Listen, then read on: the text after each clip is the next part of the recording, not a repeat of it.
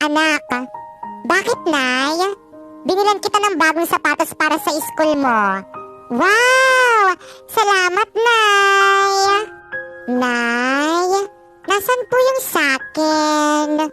Aba, sino may sabing mag-aaral ka? Hindi kita pag-aaralin, no?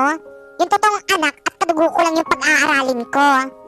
Pero, Nay, ang bilin po kasi ni tatay bago siya mamatay, magtapos daw po ako ng pag-aaral.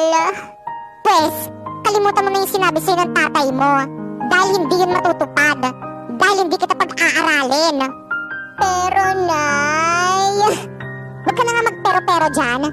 Tama ka, Nay. Wag mo na yung pag-aralin. Dahil ampun lang naman yan. Hoy, ampon, umalis ka nga sa harapan namin. Maglinis ka doon. Opo, ate.